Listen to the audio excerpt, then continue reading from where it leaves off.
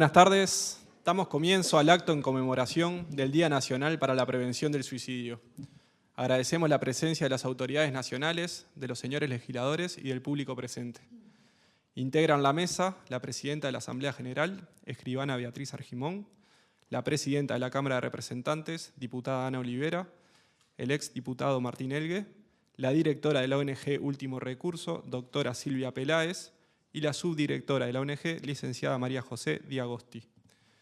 También harán uso de la palabra la ministra de Salud Pública, doctora Karina Rando, el ministro de Desarrollo Social, doctor Alejandro Sierra, y el director nacional de Sanidad Policial, doctor Julio Rapa. A continuación, la apertura a cargo de la presidenta de la Asamblea General, escribana Beatriz Argimón.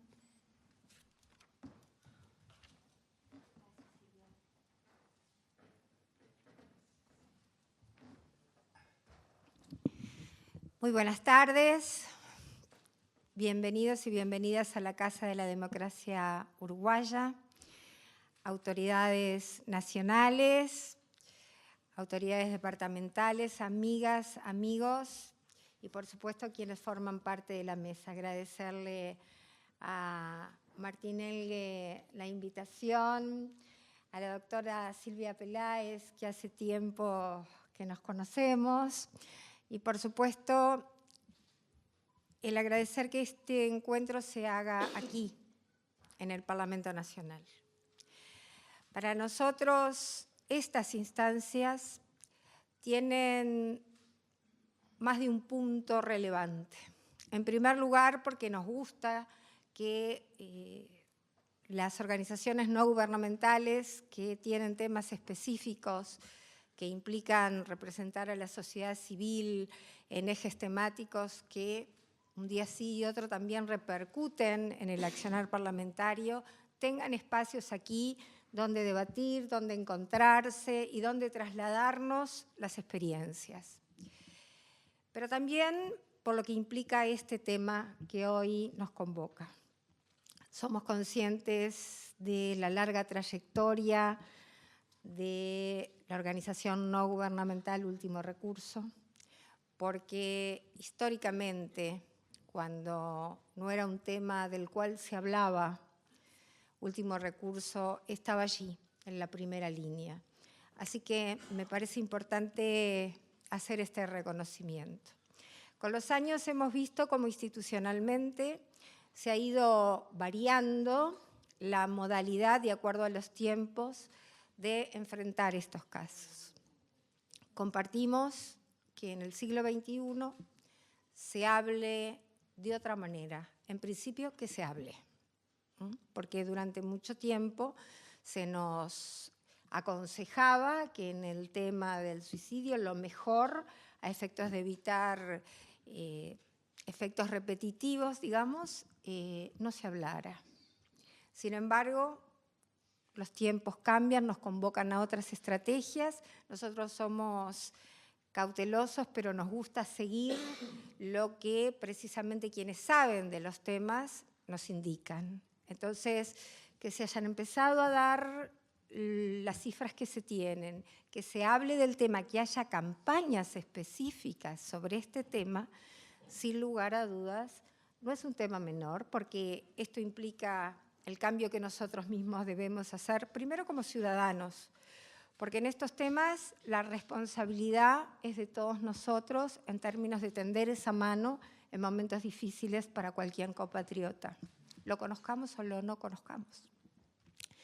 Pero además nos parece importante señalar lo que fue, después del primer impacto de conocer las cifras, lo que implicó. Yo recuerdo una tarde estar con el subsecretario de Salud y en ese momento debatir si era el momento o no de llevar adelante una campaña.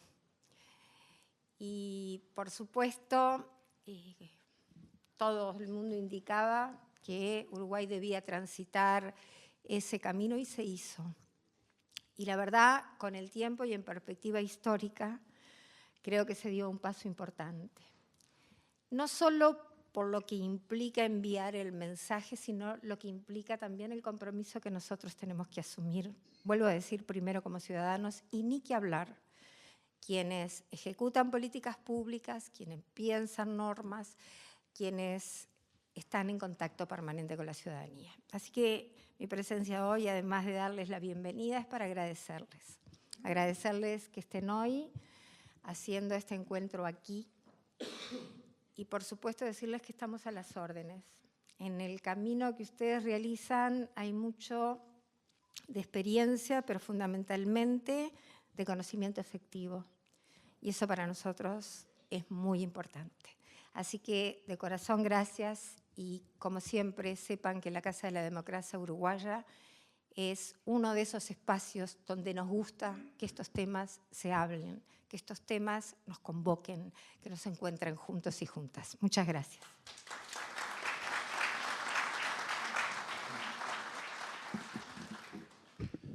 Seguidamente hará uso de la palabra la presidenta de la Cámara de Representantes, diputada Ana Olivera.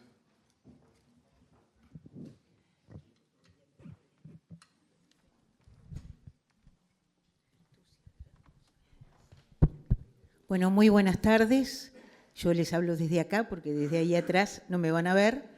Así que la manera de poder dirigirme a todas y a todos y verlos es desde este lugar.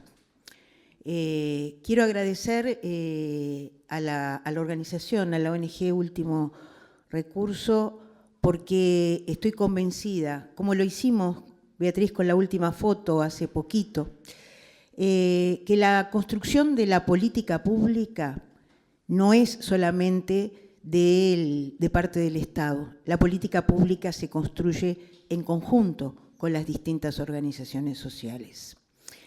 Y el darle visibilidad a este tema ha costado muchísimo, porque no es solamente un tema de salud mental. Yo no soy especialista, pero me ha tocado abordar desde diferentes lugares, como a cada uno y cada una de quienes están acá. No tengo dudas, porque muchas veces pensamos, y vaya si nos importa, el abordaje de la salud mental. Pero también es un tema sociocultural y también el estigma es algo que nosotros tenemos que ser capaces de trabajar. Y el estigma no es solamente para la persona que se autoelimina o que hace un intento de autoeliminación, sino que también es para su entorno, es para su familia, es para sus amigos. Todo eso está incluido. Por lo tanto, vaya si es importante que asumamos como sociedad este tema. Y la sociedad, aunque no lo publique, aunque no ande diciéndolo en voz alta, es uno de los temas que considera centrales. Yo la miro a Cristina aquí enfrente porque hace unos cuantos años lanzamos la idea de mirar interinstitucionalmente y por región cuáles eran los temas que consideraban más importantes las organizaciones sociales de diferentes departamentos. Y en la zona este, Cristina, el tema más importante era el suicidio adolescente, como uno de los temas centrales planteados por las organizaciones sociales, el abordaje en localidades muy pequeñas, donde obviamente el tema, es decir, es un tema que se retroalimenta y no es solamente de salud mental.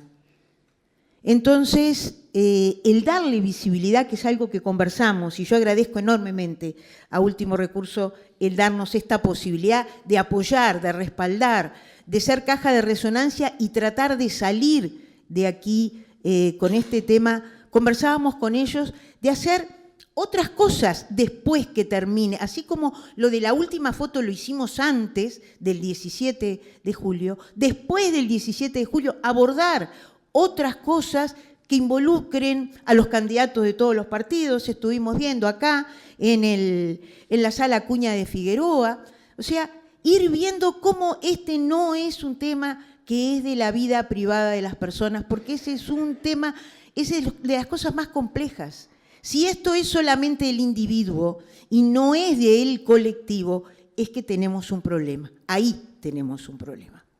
Por lo tanto, yo no voy a a decir mis conclusiones de ciudadana común sobre esto y mis conclusiones de ciudadana que ha conversado mucho con mucha gente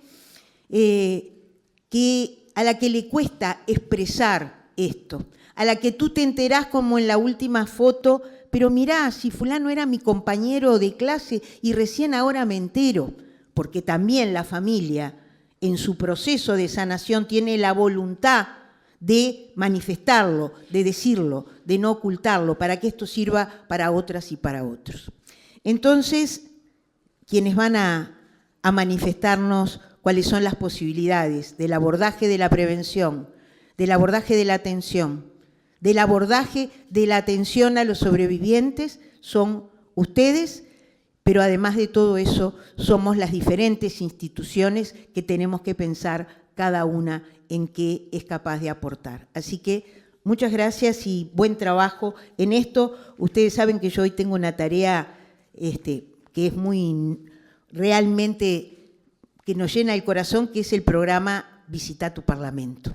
Hoy toca que vengan los niños, así que ahora vinieron ya temprano de la mañana y están recorriendo muchos lugares, pero ahora a las 4 van a ir allá a la sala y van a dar vueltas y por lo tanto seguramente ustedes continúen y yo salga corriendo a recibirlos, pero quería estar acá acompañándolos. Muchas gracias.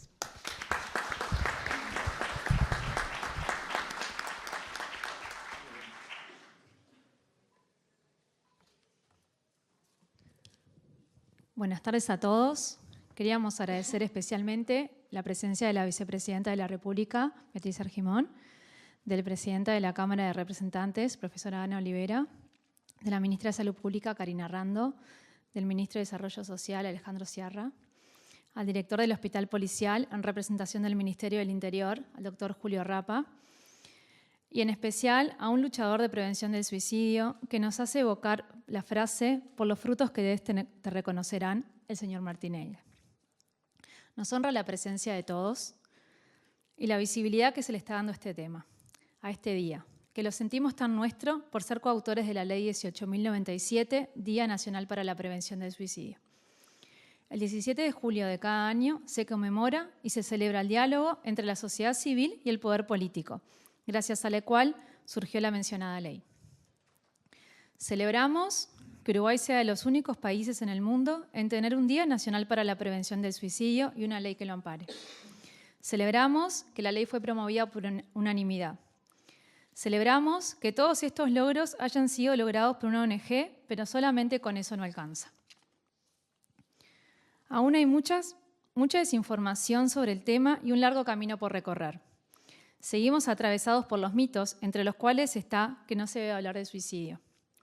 De todos modos, celebramos estar todos juntos aquí, hablando de un tema que durante muchos años fue barrido debajo de la alfombra, y sabemos que las tasas de suicidio con planes de intervención adecuados se pueden disminuir, como lo hemos hecho cuando actuamos en territorio.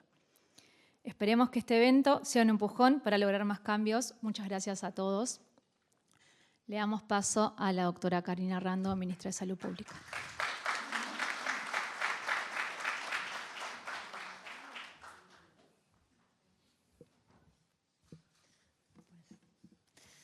Buenas tardes a las autoridades presentes, señora Vicepresidenta de la República, Presidenta de la Cámara de Diputados, integrantes de la mesa, legisladores y público en general. Nosotros venimos hoy a compartir con ustedes algunos datos y algunas acciones que estamos haciendo desde el Ministerio de Salud Pública con todo el equipo de salud mental, de adolescencia, de adicciones. Está acá conmigo el señor subsecretario, que hoy tuvimos un evento también con el Ministro de Desarrollo Social en nuestro ministerio. Y bueno, quiero compartir con ustedes, si me hace favor de poner la presentación, cifras y acciones de suicidio en Uruguay.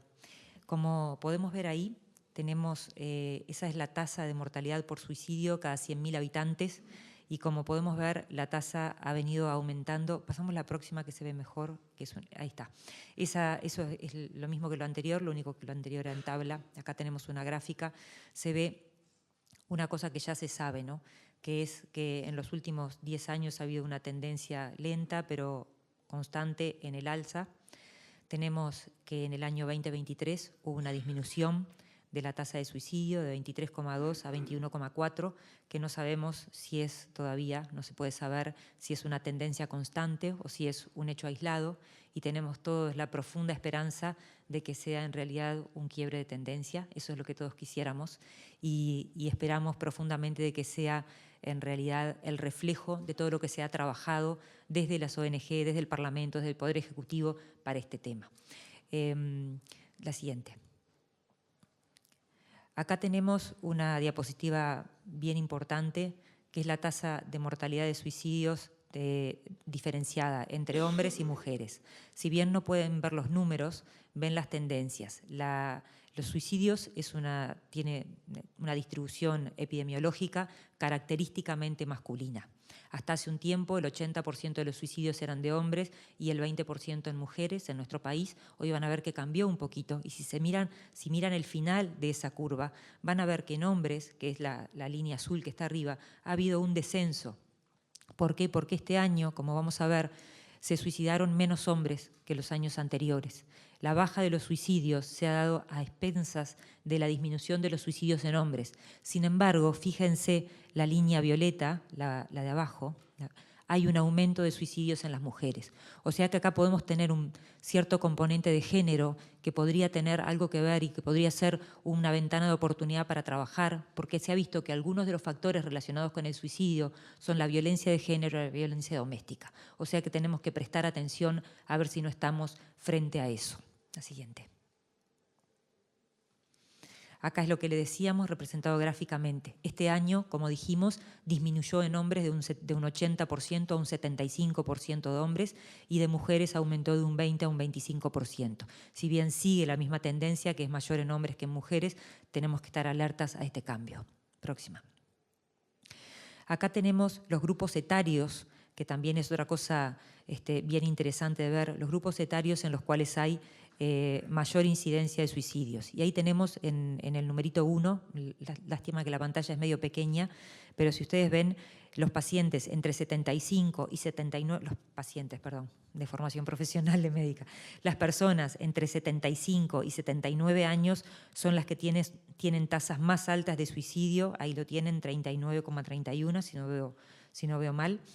El segundo grupo etario que más se suicida está entre 85 y 89 años, y el tercer grupo está entre 25 y 29 años.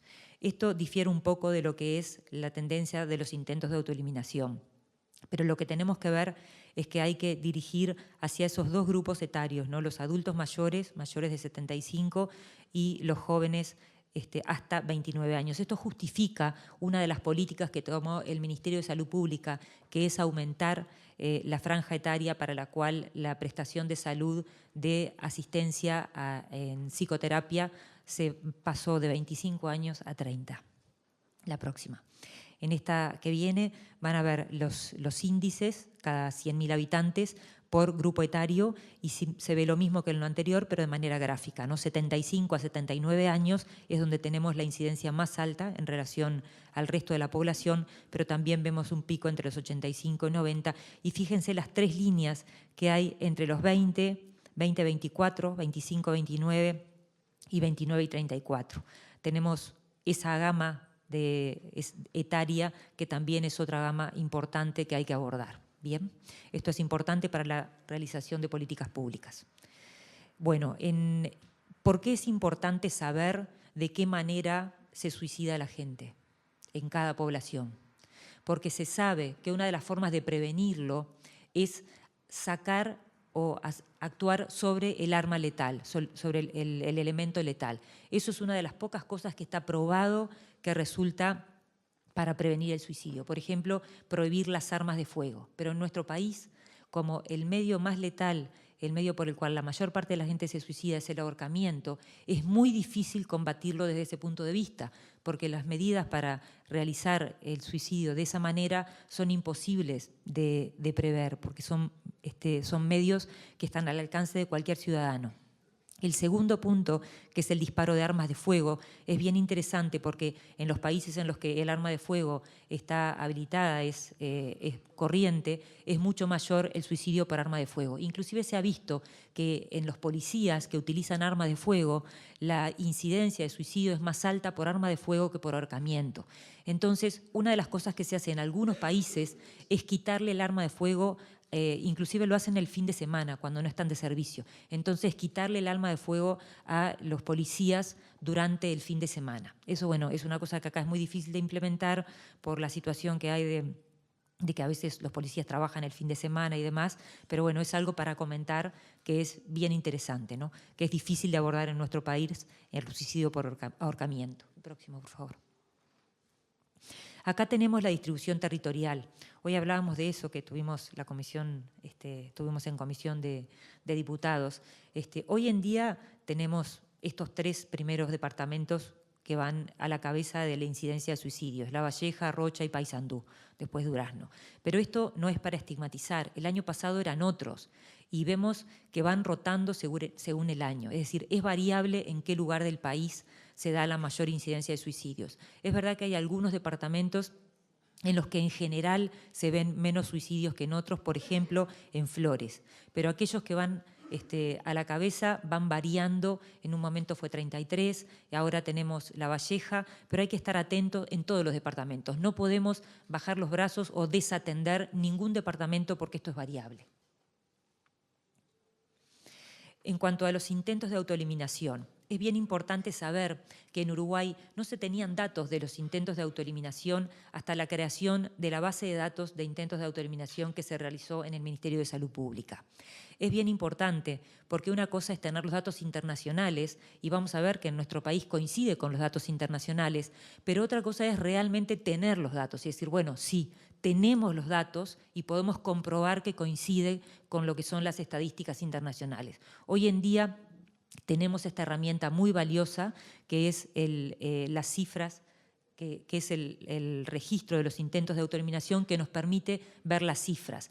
No tenemos cifras anteriores porque no las teníamos registradas. Si bien el intento de autoeliminación era desde antes era de notificación obligatoria, se realizaba a través de formularios de papel y era muy difícil llenarlo, era algo que no se hacía, que se hacía más engorroso, y no tenemos cifras exactas, bien exactas, de cuánto eran los intentos de autoeliminación previos.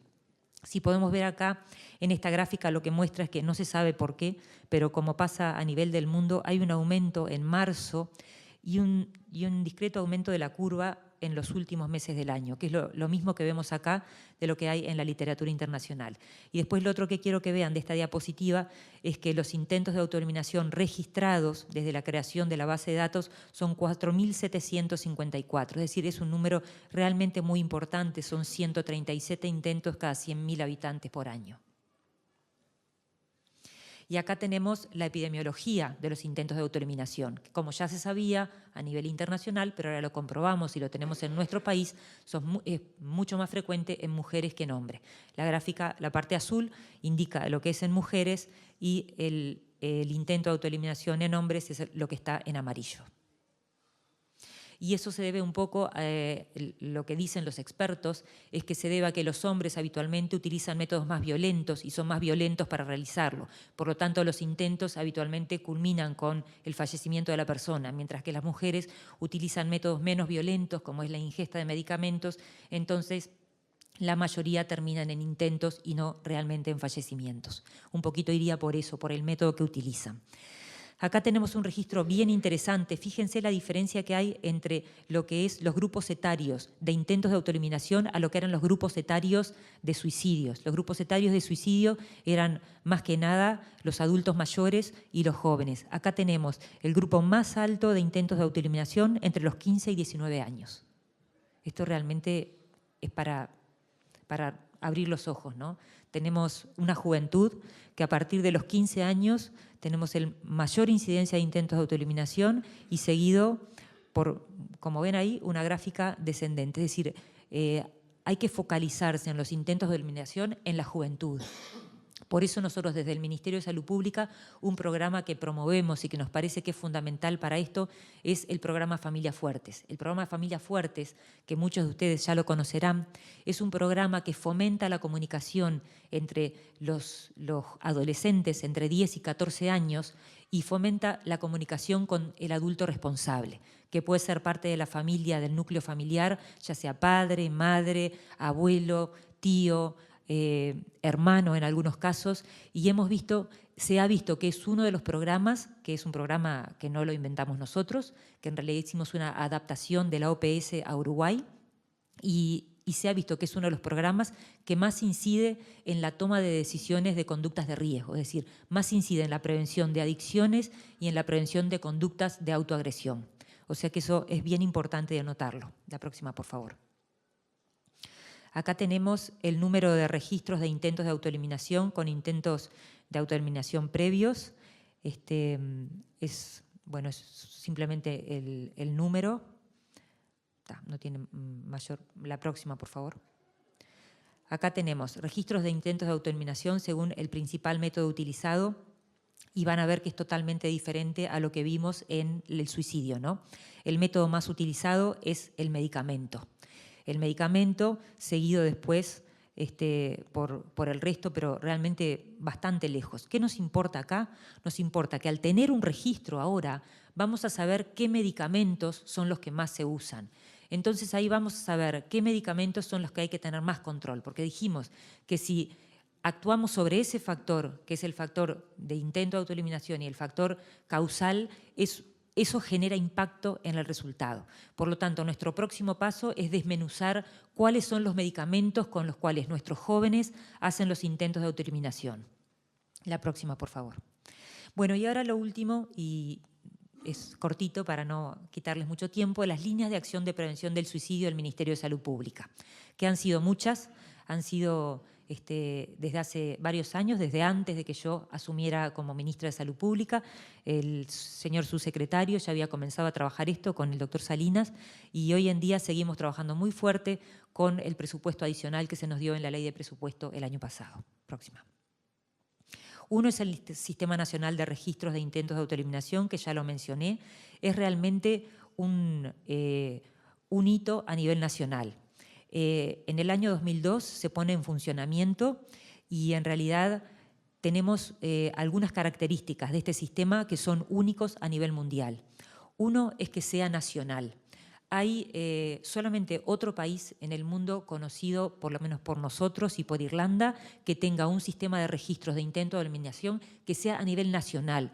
Hay diferentes registros a nivel regional en los países, pero que nosotros conozcamos, dentro de toda la búsqueda bibliográfica que se ha hecho, solamente Uruguay e Irlanda tienen registros a nivel nacional. Irlanda tampoco conoce otro país, porque nosotros estamos trabajando con Irlanda, tampoco conoce otro país que tenga un registro a nivel nacional. O sea que eso es bien importante. El otro es que es totalmente electrónico, que se hace desde las puertas de emergencia directamente al Ministerio de Salud Pública electrónico. Por lo tanto, evitamos lo que es el papel y evitamos lo que es la dificultad que puede haber en el anonimato de los datos y en la protección del paciente. Porque estos registros llegan al Ministerio de Salud Pública y se anonimizan. O sea que se le saca el nombre del paciente y es imposible identificarlo. Y cuando decimos se trabaja sobre esto, porque esto nos va a permitir hacer el seguimiento de los pacientes, como van a ver ahora, como les voy a contar, esto nos permite hacer el seguimiento de los pacientes o el rastreo, pero no vayamos a confundirnos, no estamos haciendo el rastreo de la persona con su nombre y apellido.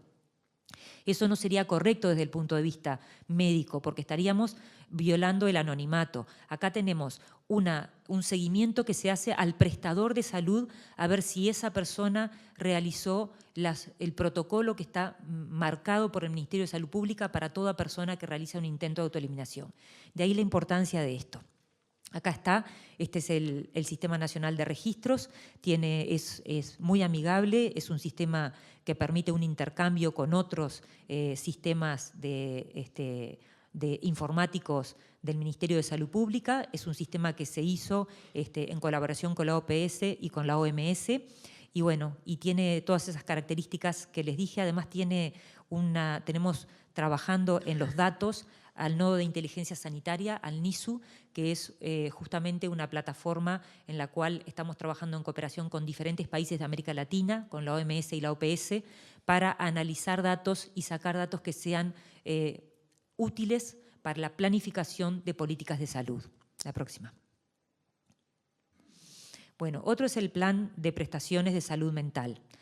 Como ustedes ya lo saben, pero lo voy a repetir porque realmente vale la pena, porque es histórico, las nuevas prestaciones del Decreto 430/2024 amplían la cobertura de abordaje psicoterapéutico, como dije recién, garantizando el acceso a todas las personas hasta los 30 años. Y esto fue en base a lo que vimos, en base a que los suicidios tienen un pico hasta esa edad, hasta los 30. ¿Bien?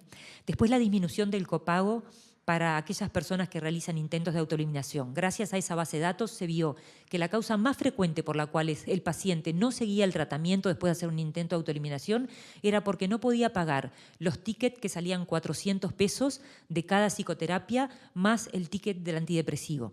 Entonces, muchos pacientes, aunque para algunos de nosotros nos pueda parecer que no es caro 400 pesos, 4 consultas al mes de 400 pesos más los tickets de medicamentos era imposible de afrontar. Entonces, ¿qué se hizo? Aquellos pacientes que realizaron intentos de autoeliminación se bajó el copago de 400 pesos a 130. Y los antidepresivos más utilizados de primera línea, la sertralina y la fluoxetina, se les sacó el copago, quedó copago cero, se dan gratis a toda la población, no solamente a la gente que hace intentos de autoeliminación, sino a toda aquella persona que el profesional de la salud considere que lo necesita. Esto no es medicalizar la salud, esto es dárselo a quien lo necesita. Además, el de tercera línea, que es el Escitalopram, otro antidepresivo, se bajó el copago a copagos también que son mucho más accesibles de los que eran anterioridad. Bien, la próxima, por favor. Lo otro es el protocolo de atención de seguimiento a personas de intento de autoeliminación, que lo mencioné recién, pero no lo explicamos. Hasta ahora no teníamos un protocolo específico dictado por el Ministerio de Salud Pública de qué hacer con la persona que realizaba intentos de autoeliminación. Ahora tenemos, desde hace un tiempo, un protocolo de lo que hay que hacer por orden, por ordenanza, es decir, obligatoriamente cada prestador de salud tiene que dar asistencia. En primera instancia interviene el equipo de puerta de emergencia, quien demanda la consulta, que puede ser el ingreso o el tratamiento ambulatorio. Después que lo vio la puerta de emergencia, el médico de la puerta de emergencia, a partir de ahí hay una vigilancia por el sistema de salud del Ministerio de Salud Pública que se asegura que el prestador le dé atención con alguien del equipo de salud mental en los primeros 7 días. No necesariamente un psiquiatra, pero alguien del equipo de salud mental lo tiene que ver obligatoriamente antes de los 7 días. Eso lo fiscalizamos permanentemente y les digo que tenemos muchas sanciones, algunas de algunas personas que veo por acá, que hemos sancionado muchísimas instituciones por no cumplir eso. Ahora, a base de sanciones, a veces el uruguayo funciona. Los prestadores cada vez cumplen más con esto de que la primera semana tiene que ser visto por alguien del equipo de salud mental. Y posteriormente tiene que haber un seguimiento de este paciente por lo menos durante 6 meses. Y eso es lo que sucede y eso también se fiscaliza por el Ministerio y se sigue gracias a este sistema informático que tenemos. La próxima. Bueno, después otra inclusión importante que hizo el Ministerio de Salud Pública es incluir esto en las metas asistenciales. Las metas asistenciales del 2024-2025 tienen como objetivo fortalecer el seguimiento de las personas con intentos de autoeliminación. Entonces, hay una instancia que es previa al alta, en la cual se tiene que dar una orientación por escrito, ya sea en papel o digital, al familiar o a la persona responsable de esa persona que realizó el intento. Los propios familiares, y ustedes lo sabrán mejor que yo, se quejaban y nos venían a plantear que muchas veces, y en ese momento de tanto estrés y emociones tan fuertes en las cuales un ser querido hizo un intento de autoeliminación, no retiene el familiar qué es lo que tiene que hacer. Y cuando llega a la casa dice, ¿qué me dijeron? ¿Qué le tenía que dar? ¿Por cuánto tiempo? ¿Cada cuánto? ¿Qué hago si se descompensa? Bueno, todo eso por ordenanza tiene que estar cumplido, escrito, ya sea digital o en papel. Y si eso se cumple, se le paga al prestador por meta asistencial. Eso es bien interesante porque además de las multas, que es un estímulo negativo, tenemos un estímulo positivo, que es el incentivo de la meta asistencial. Y la segunda es posterior al alta, que es el seguimiento telefónico inmediato en un plazo de 2 días desde el egreso, eso lo tienen que hacer los prestadores, y lo otro es la consulta presencial a los 7 días, que ya la habían mencionado, y el seguimiento telefónico en los 30 días. Es decir, hay pago por estímulo al cumplir cada uno de estos hitos en las personas que han cometido intentos de autoeliminación. Lo otro es el fortalecimiento del abordaje intersectorial. Como ustedes saben, los grupos departamentales de prevención del suicidio, que se crearon por ordenanza 315-22, se crearon con el objetivo de impulsar, coordinar y promover a nivel territorial esta estrategia de prevención del suicidio. Están funcionando muy bien con diferentes actores del sistema social, con diferentes instituciones y en cada director departamental de salud los está citando regularmente y se está trabajando muy bien con la Dirección General de Coordinación del Ministerio de Salud Pública y diferentes actores sociales. Se realizan reuniones periódicas y se cuenta con realmente una actividad muy importante de la comunidad en estos grupos. La próxima. Bueno, esto es otra cosa interesante que sucedió hoy de mañana, que es la participación activa y responsable de los medios de comunicación. Otra de las cosas probadas, así como yo les dije que estaba probado de que el método suicida, si se podía retirar el método suicida del alcance de las personas, eso disminuía los suicidios. Bueno, otra de las cosas probadas es que la malinformación, la desinformación o la información sensacionalista puede aumentar los suicidios en las poblaciones. Entonces, una de las cosas que hizo el Ministerio de Salud Pública es hacer un taller para los medios de comunicación y para aquellos que quieran tenemos los folletos para periodistas y para medios de comunicación de cuáles son las cosas que recomendamos hacer y cuáles son las cosas que se recomienda no realizar. Por supuesto, no estamos imponiéndole nada a la prensa, los medios tienen, por supuesto, su libertad de expresión y su libertad de comunicar de la manera que quieren, no es una restricción a la prensa, es una recomendación que es bien importante para tratar esto, que hay que informarlo, que hasta hace un tiempo no se informaba, bueno, ahora tenemos que informarlo, tenemos que hablar de esto, pero tenemos que hablar bien. No podemos hablar mal, porque si hablamos mal y ponemos un título en el diario, de ahí no lo ven, pero el que quiera se acerca después y agarra alguno de los folletos que es bien interesante. Pero, por ejemplo, la primera cosa que nos dicen de comunicaciones y del programa de salud mental es que no se puede hacer un titular de diario sensacionalista con los suicidios, que eso genera un efecto que es contraproducente a lo que queremos producir en la sociedad. Es decir, hay muchas cosas que hay que tener en cuenta cuando se comunica. ¿Bien? Y bueno, la próxima. Lo otro son los cursos destinados a profesionales del primer nivel de atención que ya se realizaron. Es bien interesante el curso de problemas frecuentes de salud mental, herramientas para la detección, manejo basado en guías de intervención MHGAP. Ese curso es un curso que se realizó para justamente médicos del primer nivel de atención y miren, fíjense la cifra de médicos que lo hicieron. 3.400 funcionarios de salud realizaron este curso. El interés que hubo fue realmente importante.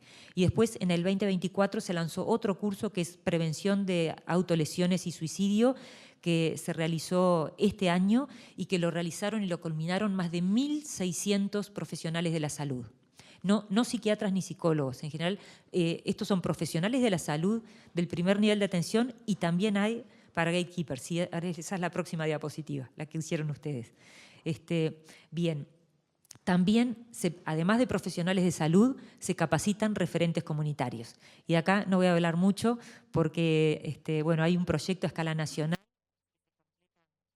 50 instancias de capacitación con 40 cupos cada una, a lo largo y ancho de todo el territorio nacional para referentes comunitarios. Referentes comunitarios son personas que viven en los diferentes lugares del territorio nacional que son de referencia para la gente. A veces pueden ser peluqueros, a veces pueden ser taxistas, a veces pueden ser líderes religiosos, a veces depende en cada comunidad. Hay cupos para realizar este entrenamiento para que existan lo que se llaman en la traducción literal, tal vez no suena muy lindo en español, pero en inglés son guardianes de la comunidad. Si quieren le podemos llamar de otra forma, no importa. Lo que importa es que haya alguien atento a cuándo puede pasar este evento. Atento a cuándo hay una persona, si hay alguien que está diciendo, me quiero dormir y no despertar más. Bueno, hay alguien que tiene que saber que eso es una alarma que tiene que desencadenar mecanismos de atención. Y también esto, bueno, lo va a decir el Ministro de Desarrollo Social, lo dejamos por ahí. Próxima. Acá están las guías para el fortalecimiento del primer nivel de atención, que los invito también a que aquellos que quieran se lleven alguna para que vean qué es lo que se hizo, el trabajo del Ministerio de Salud Pública. Eso es para profesionales de salud, primer nivel. La próxima, por favor. Hay un proceso de adaptación y validación en Uruguay de guías clínicas. Ahí están las guías clínicas que se han desarrollado. Estos son guías escritas que están colgadas en la página web del Ministerio de Salud Pública y que cualquiera puede acceder a ellos. O sea que son guías nuevas, revisadas por el equipo de salud mental, y están accesibles a toda la población. Ahí son guías de abordaje a la conducta suicida en el Sistema Nacional Integrado, proceso asistencial de ansiedad-depresión, guías de prácticas clínicas para abordaje a la depresión del primer nivel de atención y guías de práctica clínica para abordaje de la ansiedad en el primer nivel de atención. Las últimas tres, en realidad todavía, yo les dije mal, no están colgadas todavía, están a punto de salir y van a ser colgadas próximamente. Las que sí están ya colgadas son las primeras. Las guías de práctica clínica que están explicadas ahora. En la próxima, por favor. Estas son las guías de práctica clínica de abordaje de la conducta suicida, que también las tienen acá, aquellos que quieran levantar alguna para ver cómo la trabajamos. Ya termino. Como siempre, cada charla o cada comunicación respecto a este tema hay que terminarlo con un lazo de esperanza, ¿no? Un lazo de que algo podemos hacer. Para eso tenemos las líneas de ayuda que siempre están presentes, que son las que ustedes ven ahí, el 0800-0767 o el 0767, asterisco 0767, que están a disposición de toda la población para lo que necesiten. Bueno, muchas gracias.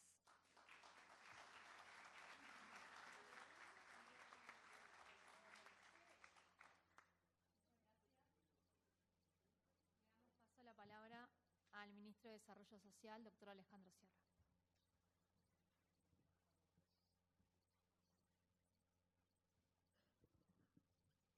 Buenas tardes. Primero que nada, además de agradecer la presencia de autoridades de gobierno y de la sociedad civil, felicitar la iniciativa o el trabajo, mejor dicho, de la organización Último Recurso. Realmente, y hablando desde lo humano, hacen un trabajo que realmente es de un valor inconmensurable para nuestra sociedad. Como bien expuso la ministra Rando, los intentos de autoeliminación en adolescentes se presentan particularmente altos en nuestro país, y eso obviamente se venía visualizando. Nosotros en diciembre, en una encuesta en la ENAG que se hizo en el año 2022 y cuyos datos se presentaron en diciembre de 2023, se destacaba que 1 de cada 4 jóvenes se sintieron tristes o desesperados al punto de interrumpir por al menos 2 semanas sus actividades de vida. Un 8% de ellos llegó a autolesionarse, el 12% pensó en quitarse la vida y el 4% lo intentó, efectivamente.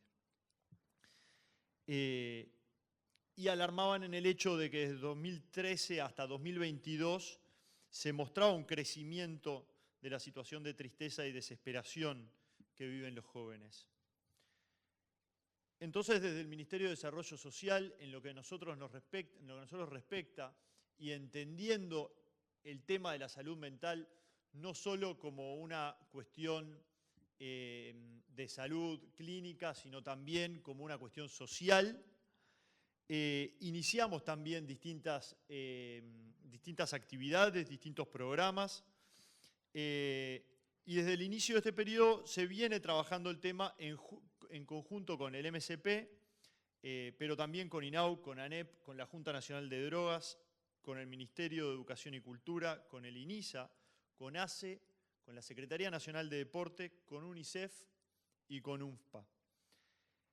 El claro reflejo de este trabajo ha sido el programa Ni Silencio ni Tabú, que creo que venimos repitiendo desde que se inició esta jornada, de alguna u otra manera, que no puede haber silencio sobre este tema, que no puede ser un tabú y romper de alguna manera con esos estigmas. En estos años, entre el 2022 y 2024, se realizaron más de 1.500 actividades con la participación de 45.450 personas, de las cuales 35.420 eran adolescentes y jóvenes de todo el país. Se brindaron espacios de formación también a más de 1.600 técnicos y educadores y docentes. Y me complace informarles que en los próximos días, el día 31 de julio, a las 15 horas, en Rocha, uno de los departamentos que puntuaba más alto en índice de suicidios, inauguramos el primero de los 7 centros de referencia en salud mental y bienestar psicosocial para adolescentes y jóvenes, donde encontrarán allí una primera respuesta para bienestar emocional y salud mental. En complementariedad con estas acciones, desde el Departamento de Salud Mental que creamos en el Ministerio, se han implementado también respuestas alineadas con la Ley de Salud Mental y el Plan Nacional de Salud Mental, y lo trabajado en la Comisión Intersectorial también durante el 2022 y 2023 desde la perspectiva de la salud mental comunitaria. Y así hemos generado un montón de iniciativas y aperturas. Muchas tienen que ver con casas de medio camino para personas que egresan del sistema SILAR de salud mental, para hacer un trabajo de no solo trabajar la patología, sino además trabajar lo que tiene que ver con su inserción sociocomunitaria, abriendo 4 casas de medio camino para enfermedades mentales, 4 casas de medio camino para uso problemático de drogas, que también atraviesa este flagelo, viviendas autogestionadas, viviendas con apoyo, todas estas iniciativas en trabajo en conjunto con el Ministerio de Salud Pública, con ACE, muchas de ellas con UNICEF, pero todas ellas con el trabajo de la sociedad civil.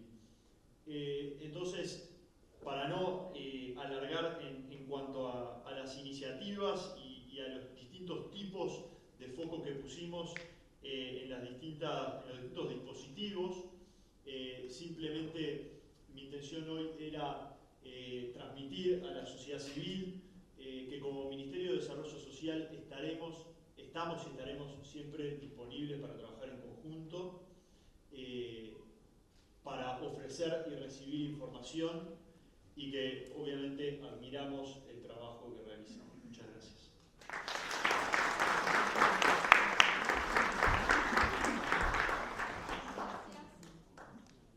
Le damos la palabra al doctor Julio Rama, representación del Ministerio del Interior.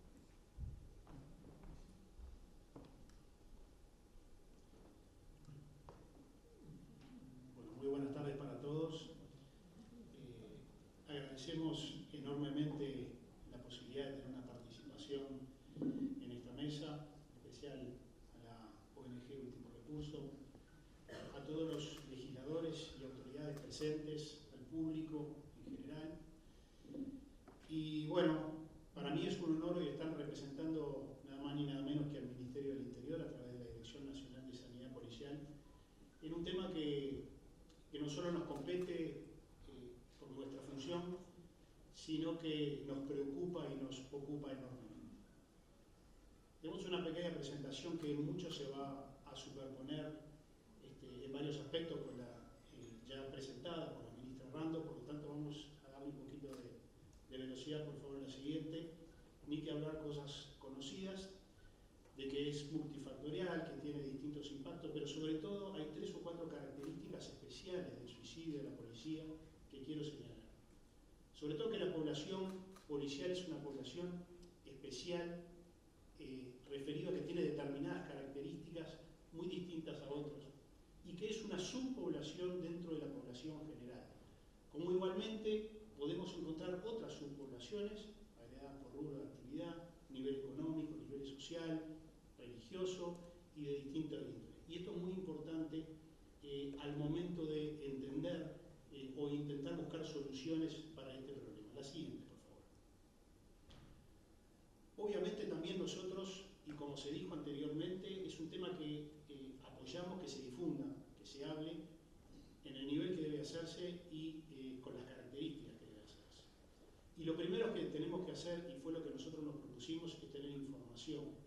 ¿Por qué? Porque más allá de negar el problema, tenemos que aceptarlo y obviamente poder magnificarlo, cuantificarlo, para ver dónde estamos parados y qué medidas y acciones son las que tenemos que tener para lograr mejorar estas tasas. La próxima, por favor. Por lo tanto, la generación de información a nivel de sanidad policial, el importante siguiente. Hicimos un estudio retrospectivo con los datos que teníamos, con dificultad de acceder a determinadas fuentes y bases de datos, y analizamos nosotros los suicidios en un periodo del 2019 al 2023, y ahí se detallan cuáles fueron las fuentes. La siguiente, por favor. Con la idea de tener un cálculo cierto, un cálculo real de cuál era la tasa de suicidio en la policía, porque hemos escuchado, y todos seguramente también lo hicieron, distintas tasas de suicidio manejadas en distintos medios, y sobre todo la gran preocupación nuestra era la comparación de estas tasas de suicidio con las tasas de suicidio en la población general. Pero van a ir viendo a lo largo de esta corta presentación que hace que esa comparación no sea lógica, porque estamos hablando de una subpoblación y en el total de esta subpoblación no es comparable con la población general. Nosotros tenemos, como ven acá, un mayor porcentaje de hombres sobre mujeres. Ya fue dicho y bien es sabido que el suicidio es básicamente un fenómeno que es predominantemente masculino. Por lo tanto, cualquier población que esté conformada en su mayoría por hombres necesariamente va a tener una mayor tasa de suicidios. Siguiente, por favor. Vemos que dentro de los mismos, el 88% se presentaron en hombres y solo un 12% mujeres, lo cual reafirma lo que venimos diciendo. Y nos da una tasa a nosotros de suicidio en este periodo, que entendemos que es un periodo corto y que tiene tuvimos algunas dificultades en las bases de datos, pero de algún dato tenemos que partir, de algún dato de 38,2 por cada 100.000. Entonces, si bien es una tasa elevada, y lo sabemos, como lo es en Uruguay, y como es en la policía y en los grupos policiales de otras partes del mundo, porque hemos estado en contacto con otros cuerpos policiales, y así pasa lo mismo en España, pasa en Francia, pasa en Brasil y en muchos otros lugares. Y vemos cómo, si eso nosotros lo extrapolamos y lo separamos por hombres y mujeres, es predominantemente, obviamente, un fenómeno más bien masculino.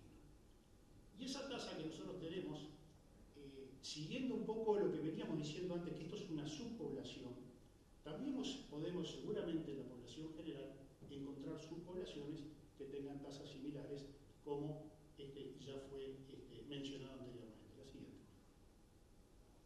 En cuanto al rango etario, coincide con lo que fue presentado por la ministra Rando, en que sobre todo las edades más tempranas son las más problemáticas y las que tienen un mayor índice de suicidio. Ahí tienen la tasa según los rangos etarios que nosotros pudimos ir sacando, lo cual genera algo que es preocupante. Siguiente. Vemos en este gráfico como a medida que aumenta la edad en la población general, la tasa de suicidio va decreciendo en forma bastante marcada.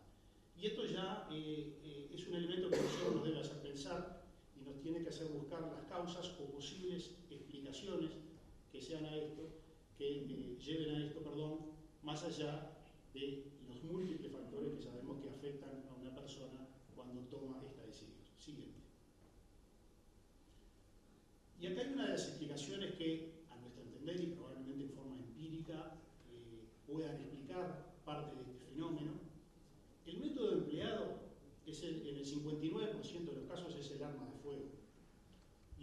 65% de los casos es el ahorcamiento.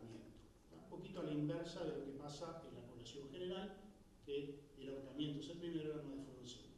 Y tenemos solo un 6% de otros métodos, entre los cuales está la ingesta de fármacos. ¿Sí?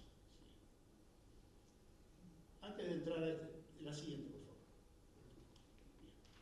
Bien. Entonces, nosotros definimos determinadas características y en cuanto a la información, nosotros valoramos ampliamente algo que la ministra Rando mencionó, y que es analizar sobre todo los intentos de autoeliminación. Porque una de las cosas que pasa en la policía, el policía está armado, sabe utilizar un arma, la tiene a mano y a disposición. Por lo tanto, el intento de autoeliminación en el policía probablemente sea por un método mucho más efectivo que los intentos de autoeliminación en el resto de la población en general, que o no tiene un arma, o tiene un arma, no sabe usarla, o le dan esto. Entonces, eso es una característica especial que nosotros queremos remarcar. Y al respecto de lo mismo, aprovecho lo dicho con respecto a políticas que nosotros hemos visto también del retiro del arma, que no solo es difícil implementarlo, porque el policía muchas veces está de servicio a toda la semana, sino que el policía uruguayo tiene un ingreso económico importante a través del servicio 222. Por lo tanto, retirarle el arma implicaría no solo un perjuicio laboral en general en el cambio de función mismo dentro de la función policial, sino que además el no poder realizar el 222 con la importancia que esto tiene. Y esto lleva a una segunda cosa, que es que se tiende a no consultar, a no buscar ayuda. ¿Por qué? Porque si la primera medida es retirarle el arma, ya está viendo ese perjuicio. Siguiente. Como dijimos, iba a ser corto, y nosotros hemos hecho una serie de propuestas de medidas, algunas de las cuales se implementaron, otras están en vías de implementación y otras en estudio, por obviamente factibilidad económica, algunas de ellas, coincidiendo con lo que la ministra Rando presentó, la creación de un banco de datos sobre intento de autoeliminación y suicidio en la policía, agregándole la autopsia psicológica. Nosotros estamos trabajando ahora justamente con el Ministerio de Salud Pública en elaborar un convenio para nosotros acceder a la base de datos de los suicidios, cruzarlos con nuestros datos para la certificación de que sean policías, y después que eso nos permita hacer una autopsia psicológica, o sea, buscar posibles motivos, causas, determinantes que puedan haber estado presentes para desencadenar esto. Y al respecto ya hemos hecho hemos estado en comunicación con la Cátedra de Medicina Legal, y esto es un proceso que está en estudio, lo estamos llevando adelante. Lo otro que planteamos es la obligatoriedad de que el carnet de salud para el policía sea expedido por Sanidad Policial. ¿Por qué lo decimos? Porque se ha incorporado a nuestro carnet de salud la evaluación psicológica, o sea, es un carnet psicofísico. Por lo tanto, por lo menos cada 2 años, todos los policías, y básicamente apuntando un poco a los factores de riesgo al ejecutivo, y si fuéramos más profundo, al joven, tenga mínimamente una evaluación psicológica cada 2 años en el carnet de salud. Y la tercera, que ven ahí, es aún aumentar eso, que así como en determinadas patologías hay un tiempo libre para realizarse distintos estudios, una mamografía, un Papá Nicolau, que el policía ejecutivo tenga un día al año para poderse hacer una evaluación psicológica. De esta manera nosotros, por lo menos, podemos ir apuntando a detectar los casos en forma más precoz, poder despistar algunos factores de riesgo y poder sobre todo prevenir antes de que todo esto suceda. Lo otro es potenciar las campañas y los talleres de prevención del suicidio. Tenemos colgado en nuestra página de intranet un cronograma con los talleres.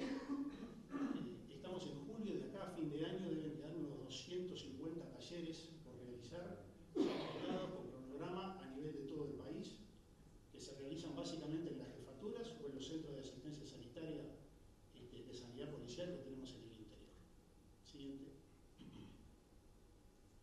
Potenciar también los programas ya existentes, que son muy coincidentes con las políticas que viene realizando y planteando el Ministerio de Salud Pública. Y entre ellos destacamos algo que escuchamos hace un rato, que nosotros ya hace unos años lo tenemos, que es el programa de consejero de pares.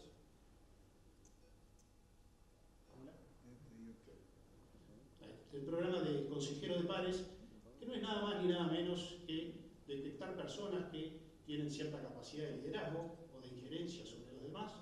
Son policías ejecutivos que se los capacita por nuestro equipo de salud mental para justamente detectar alteraciones de conducta, algo llamativo, o distintos cambios o niveles de estrés que puedan llevar a alterar la salud mental de su compañero, ¿va? Y esos están en comunicación con nuestro servicio de salud mental para que puedan tener una consulta precoz. Después, extender la extensión telefónica, también nosotros la tenemos hoy en día a través del número de teléfono, que no lo consideramos del todo adecuado, ya que lo queremos hacer al igual que la línea general a través de un 0800. Estamos actualmente en vías de implementación en tratativas con Antel. Otra medida es estrechar los lazos con instituciones policiales de otros países. Hemos tomado contacto ya con la policía española, que tiene un problema muy similar al nuestro y está prácticamente en condiciones muy similares en cuanto a las que tenemos nosotros. Y después un gran proyecto que esto está en vías de estudio para la implementación, sobre todo por la financiación, que es desarrollar un proyecto que ya tenemos para atención exclusiva en salud mental y toxicología en el predio del hospital, con un área que sea exclusiva para consulta externa y exclusiva, para la internación solo en estos temas. Y vinculado al hospital, que es un concepto bastante moderno, ya que se puede contar con toda la infraestructura, toda la paraclínica, todos los estudios, las consultas con especialistas que los pacientes allí requieran por la cercanía con el hospital. Así que bueno, les agradezco volver a transmitir la preocupación que tenemos por este tema en particular y bueno, que seguiremos trabajando a ver si logramos de alguna manera disminuir la tasa de suicidios en la población y en nuestra subpoblación, que es la población policial.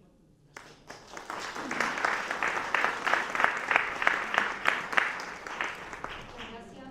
Le damos la palabra al señor Martínez.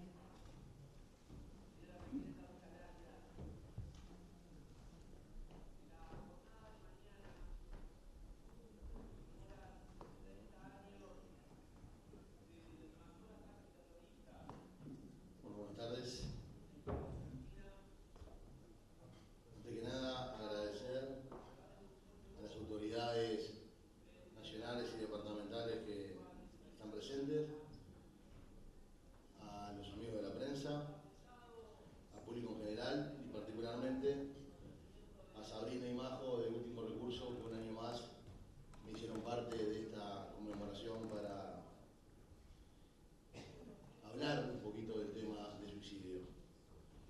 Un tema que, como bien se decía acá, no debería ser tabú y por suerte creo que han generado, no solamente de Último Recurso, sino de otras organizaciones, desde esta casa, del Parlamento y de varios ministerios, distintas acciones para poner el tema en la agenda, abordarlo, trabajarlo en territorio y comenzar a disminuir cifras que son alarmantes y que nos ponen en la cabeza en Latinoamérica.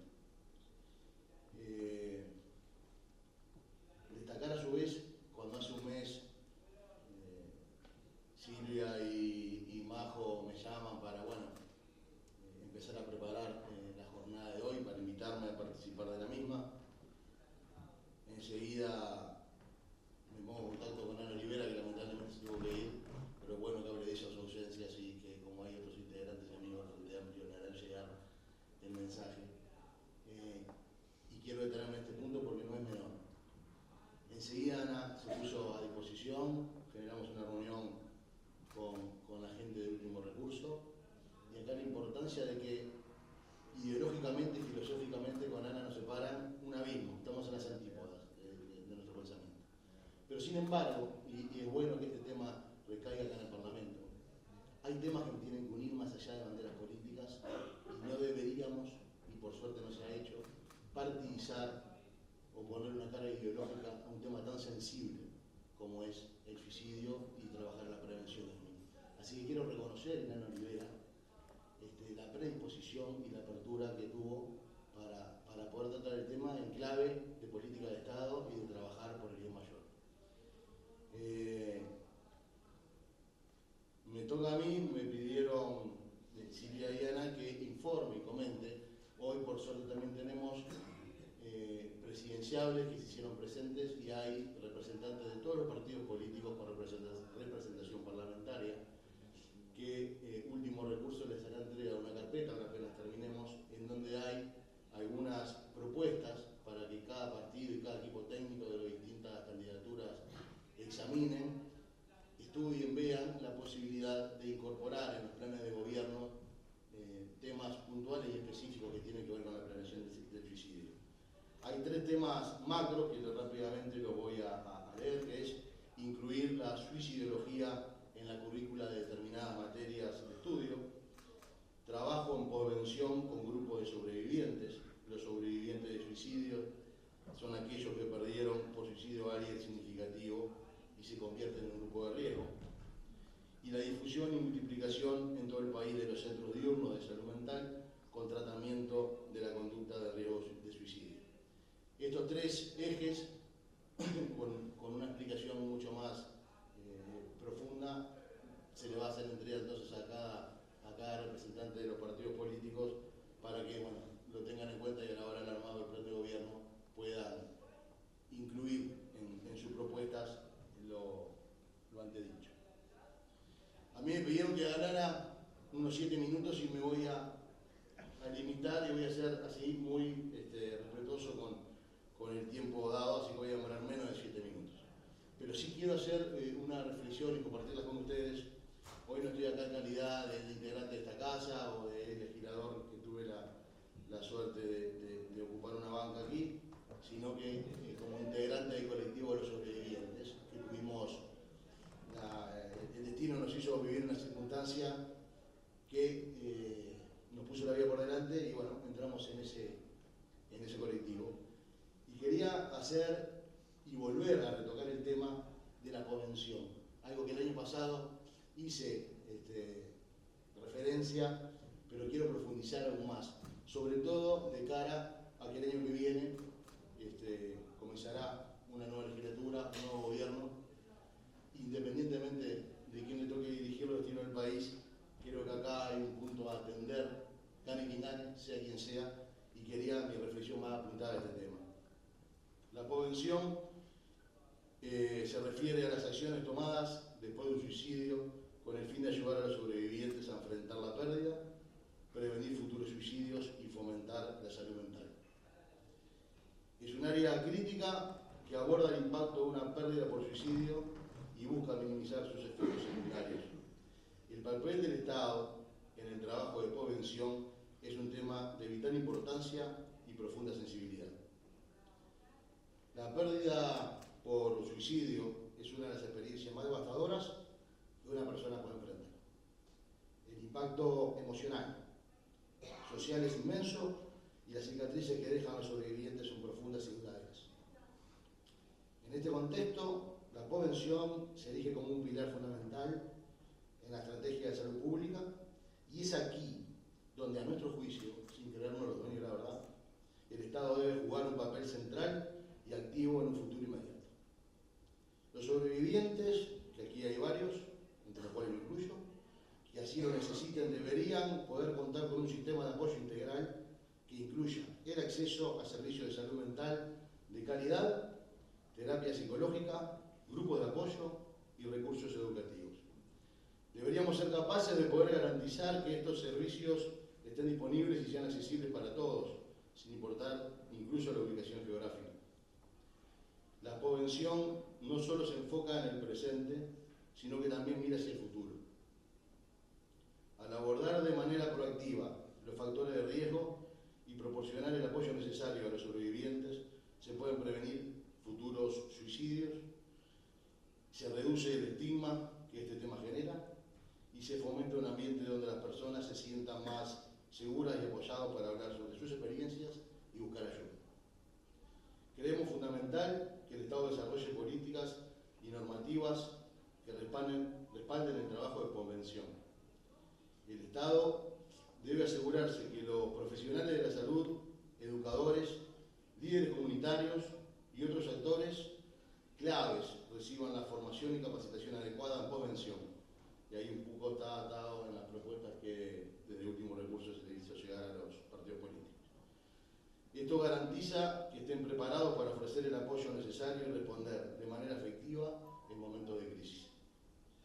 Para abordar eficazmente el impacto del suicidio y la eficacia en las intervenciones de convención, es crucial contar con los datos precisos y actualizados, recolectando y analizando datos que permitan entender mejor las causas y consecuencias del suicidio, como así la efectividad de las estrategias de convención implementadas. En conclusión, el Estado tiene un rol indispensable en el trabajo de convención, al proporcionar apoyo integral a los sobrevivientes, prevenir futuras tragedias, crear políticas adecuadas, ofrecer formación continua y respaldar la investigación. El Estado puede marcar, sin duda, una diferencia significativa en la vida de aquellos afectados por el suicidio. La convención no es solo una respuesta a una crisis, es un compromiso continuo con la salud y el bienestar de nuestra comunidad. Juntos podemos construir un entorno más solidario y resiliente, donde cada individuo sepa que no está solo y que hay esperanza más allá del dolor. Lamentablemente, ayer, hoy y mañana, 2 o 3 compatriotas perdieron la vida por suicidio y a este listado que tenemos hoy se van sumando 2 o 3 familias por día. Así que gracias por invitarme. Celebro nuevamente esta acción para ver el tema. Gracias.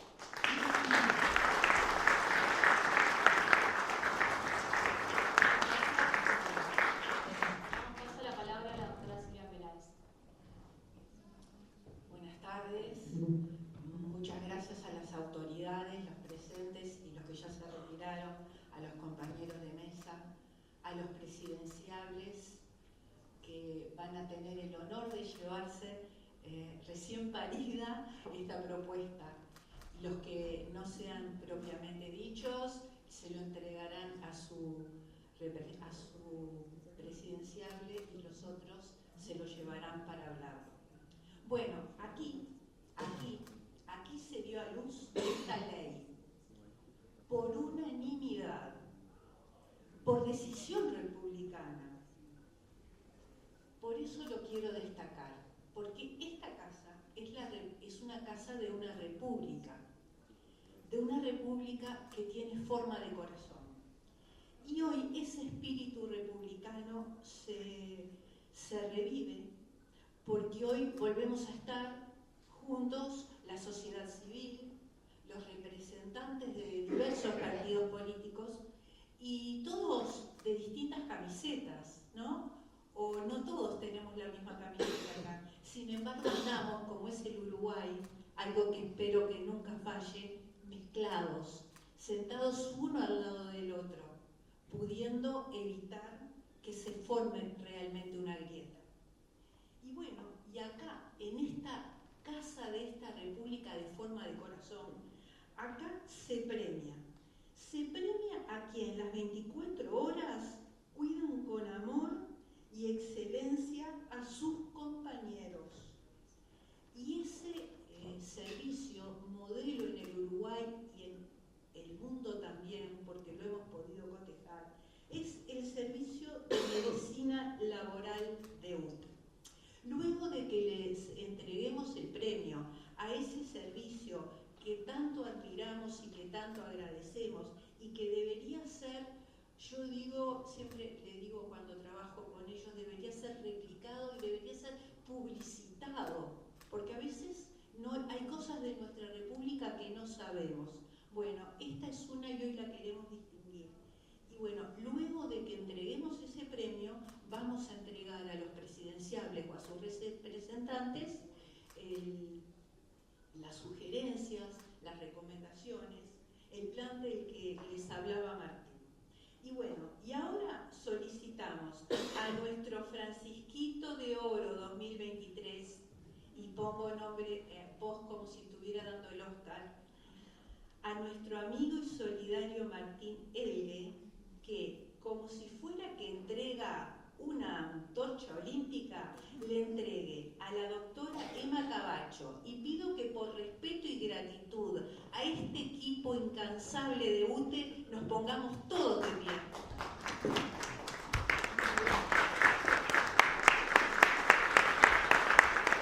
Y ya le pedimos también al resto del equipo de UTE que está aquí presente que se vayan acercando, porque los vamos a distinguir.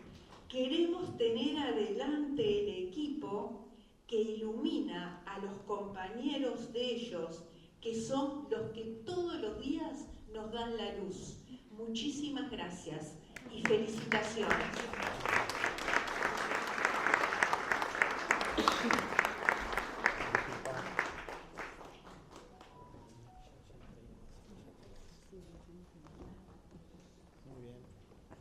Hemos agradecido a nuestra compañera de equipo recientemente, Jimena Charquero. Muy bien. Bueno, vamos a empezar a llamar a los compañeros de UTE: Andrés Gamboshi, Juan Pablo Aguirre Zavala, Verónica Alves, Luis Alberto Byron, Matías Barreto, Virginia Barrios, Lourdes Cabrera, Emma Camacho, Cristian Cardoso, Dayana Ceballos, Marco Esteban Chiosi, Gerardo Domínguez, Beatriz Fagundes, Silvia Fernández, Cristina La Rosa, Carlos Lecot, Miriam Gabriela Mendaro, Laura Novoa, Alexandra Rodríguez, Lucía Romero, Fabiana Sachet, Patricia Viera, Rocío Abreu, Carol Bonifacino, Florencia Campbell, Elena Carreto, Viviana Franco, Camila Martínez Bonazzi, Rosana Montero, Arlet Tassi, Georgina Giuliano y Florencia López Rivadavia. También tenemos acá a las autoridades.